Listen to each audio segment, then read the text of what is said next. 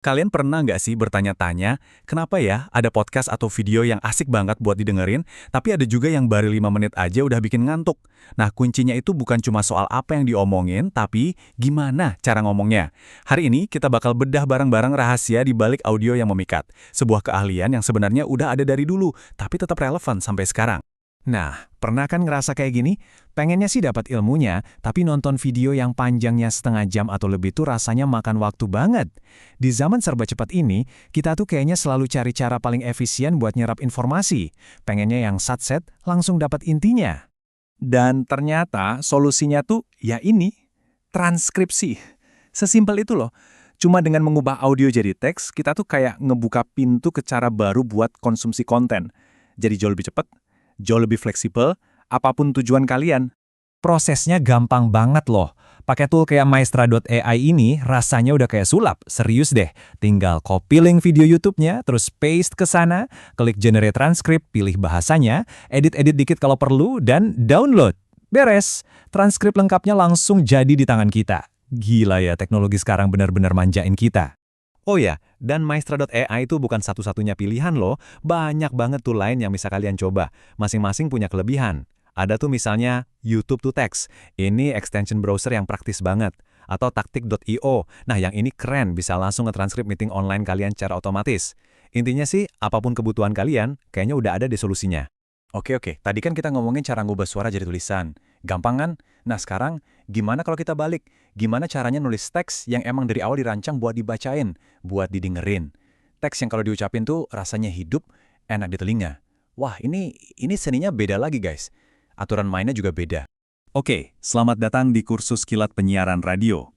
Kita bakal belajar langsung dari para masternya, orang-orang yang bisa nyihir jutaan pendengar cuma model suara doang. Rahasia mereka? Naskah yang ditulis khusus buat telinga, bukan buat mata.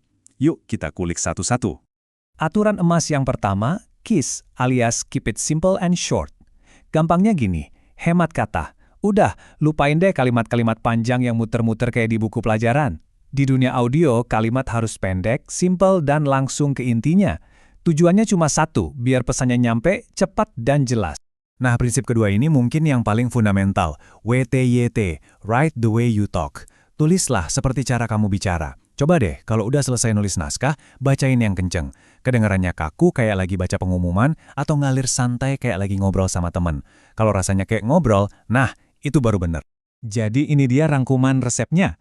Pakai kata-kata yang simple, yang sehari-hari kita pakai. Terus selalu tulis dalam kalimat aktif, jangan pasif. Jadi bukan bola itu ditendang oleh Budi, tapi Budi nendang bola.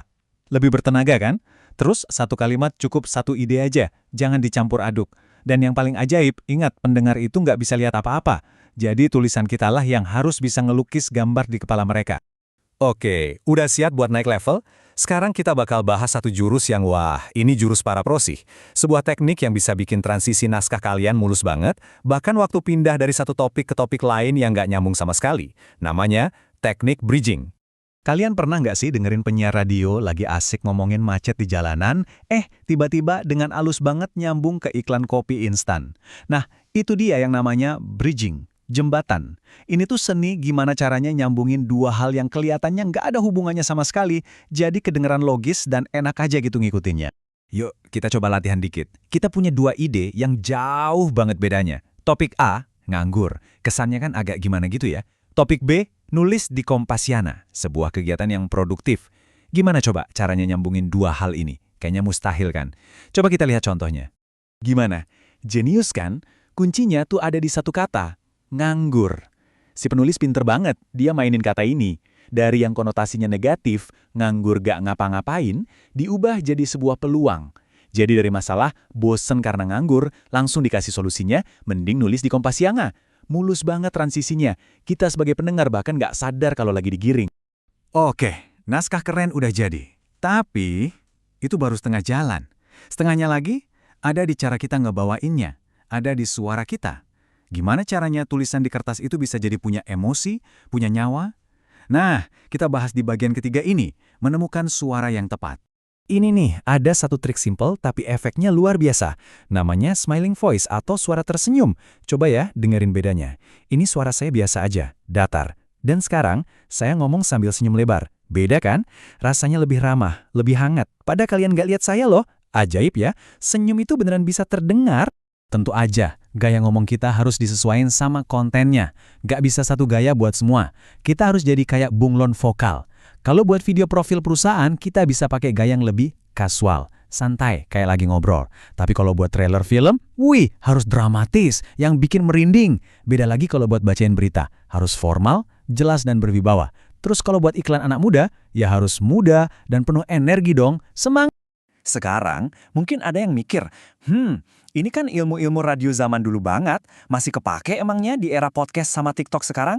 Jawabannya, masih. Banget. Justru menurut saya, sekarang ini malah jadi makin penting. Kenapa? Yuk kita lihat di bagian terakhir. Coba deh perhatiin. Semua format audio modern yang kita suka, dasarnya ya dari situ semua. Podcast favorit kalian yang rasanya akrab banget.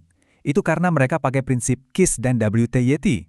Voice over video YouTube yang enak diikutin, itu pasti jago mainin teknik bridging. Iklan di medsos yang bikin kita pengen beli, mereka pakai suara tersenyum biar persuasif. Jadi, mau formatnya secanggih apapun, akarnya ya tetap balik lagi ke dasar-dasar penyiaran radio. Nah, sekarang giliran kalian. Ilmunya udah dapet, alat-alatnya udah kita bedah. Sekarang, tinggal gimana kalian memakainya untuk bikin audio yang nggak cuma didengar, tapi juga dirasalin. Suara kalian itu punya kekuatan, jadi jangan sia-siakan. Pertanyaannya sekarang bukan lagi gimana caranya, tapi cerita apa yang bakal kalian sampaikan lewat suara kalian.